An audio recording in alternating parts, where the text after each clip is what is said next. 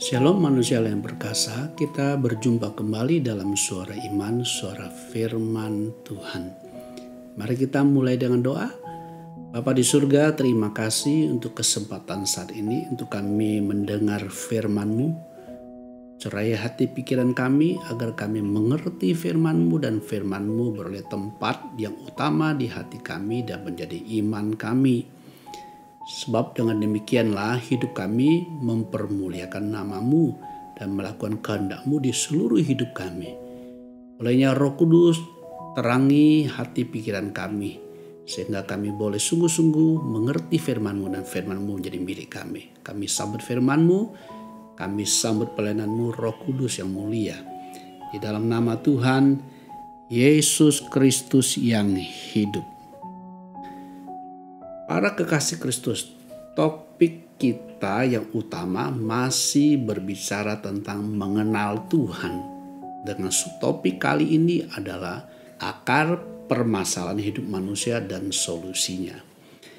Setiap manusia tentu ingin berhasil mengatasi persoalan-persoalan hidup yang dialami, tantangan, ujian, dan pencobaan. Setiap orang tidak pasti mengalami hal-hal yang demikian. Tetapi persoalannya adalah bukan ada atau tidak adanya persoalan hidup itu.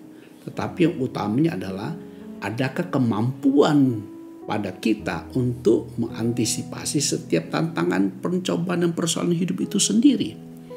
Nah, untuk itu para kekasih Kristus, supaya kita sungguh-sungguh cakap mampu mengatasi semua persoalan hidup itu, kita kembali kepada awal mula apa yang Allah kehendaki ketika pertama kali Dia menciptakan manusia.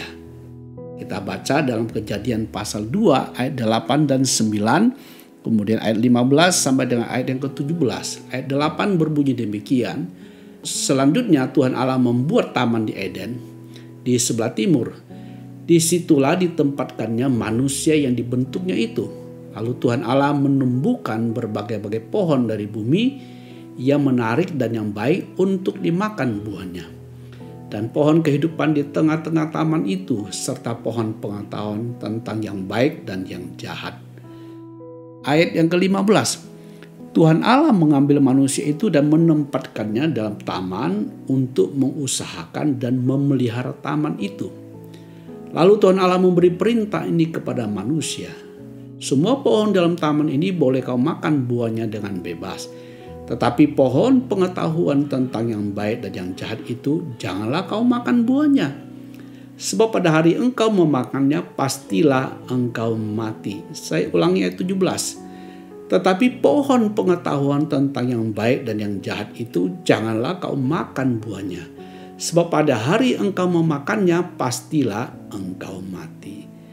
Para kekasih Kristus, jadi kita mendapati dari kisah kejadian ini sejak awal ketika apa yang Allah kehendaki dari manusia adalah pertama, dengan Dia berikan perintah kepada manusia jangan makan buah dari pohon pengetahuan baik dan jahat ini adalah untuk menunjukkan bahwa manusia itu harus tunduk di bawah otoritas Tuhan. Manusia tidak boleh hidup berdiri sendiri lepas dari Tuhan. Nah, ketika Allah memberikan larang ini sekali lagi hendak menyatakan manusia itu tidak boleh lepas dari otoritas kekuasaan pemerintahan Tuhan. Harus tunduk submit kepada Tuhan itu sendiri yang dinyatakan tunduk kepada perintahnya. Selain itu hal yang kedua adalah ketika Tuhan memberikan larangan makan buah pohon pengetahuan baik dan jahat itu adalah hendak menyatakan kepada manusia. Manusia itu harus percaya penuh kepada Tuhan. Jangan mempertanyakan kredibilitas, kepribadian, sifat dan kebaikan Tuhan itu sendiri.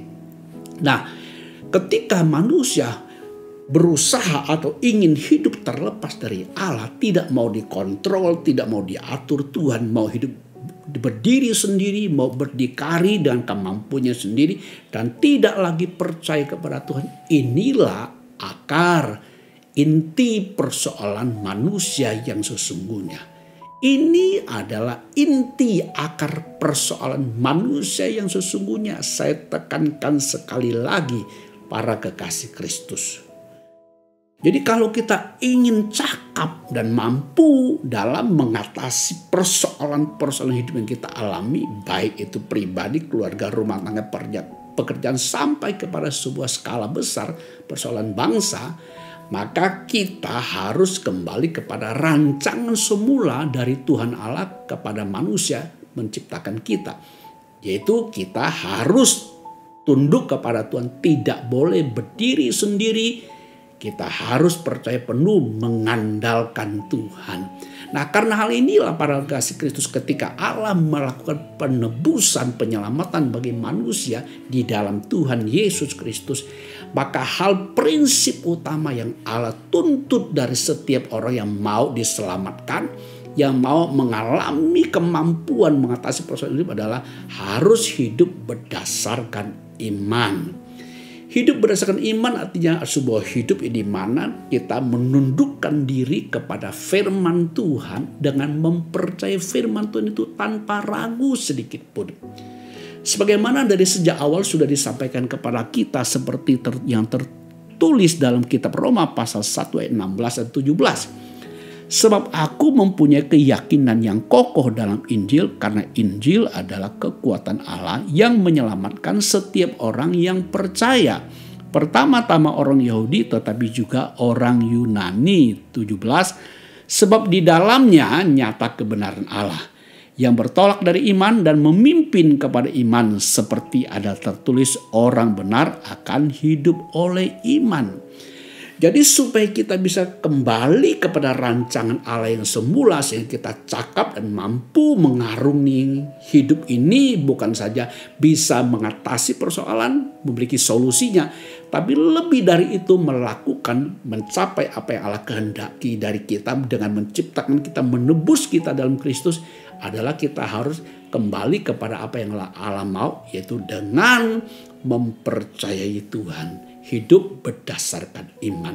Dengan kata lain, Bapak Ibu Saudaraku dikasih Tuhan, orang yang hidup berdasarkan iman adalah orang yang kembali kepada rancangan Allah yang semula, yaitu tunduk kepada otoritas Tuhan dan percaya penuh akan pribadi dan kebaikan Tuhan tanpa ragu sedikit pun.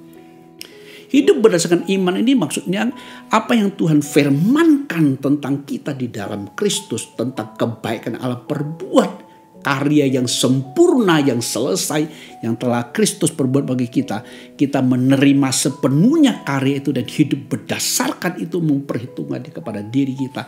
Itu artinya kita hidup berdasarkan iman. Hidup berdasarkan iman ini tidak hanya percaya sesaat, tetapi sepanjang umur kita, sampai iman itu mencapai kesempurnaan. Sebagaimana tadi dikatakan, orang benar akan hidup oleh iman. Hidup oleh apa yang Tuhan firmankan. Firman itu pada akhirnya akan menjadi identitas karakter diri kita. Berarti di sini kita sudah masuk kembali kepada rancangan Allah yang semula, bahkan kepada kesempurnaannya. Kita hidup dalam penguasaan penuh akan firman Tuhan, akan Tuhan itu sendiri dalam firman dan rohnya. Ketika firman-Nya menjadi iman kita.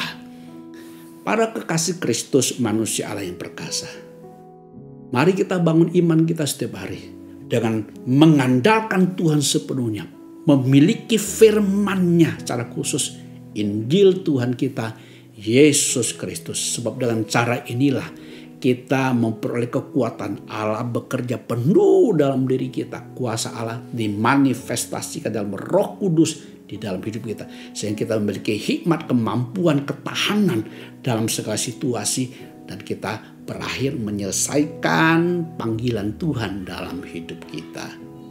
Para kekasih Kristus, manusia Allah berkasa, yuk kita kembali kepada rancangan semula Allah menciptakan dan menebus kita, terutama dengan melahirkan kita di dalam Kristus.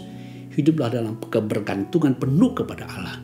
Jangan berusaha dengan kemampuan sendiri, tapi tunduklah kepada otoritas kekuasaan Tuhan dengan secara positif, percaya penuh kepada firman-Nya di dalam Tuhan Yesus Kristus, dan menjadi imanmu, imanku, iman kita. Maka dengan demikian tidak ada satu persoalan hidup yang bisa mengalahkan kita. Kita akan tampil lebih dari pemenang karena Allah sudah menjadi hidup kita, menjadi kekuatan dan hikmat kita di dalam Kristus Yesus. Tuhan Yesus memberkati. Amin.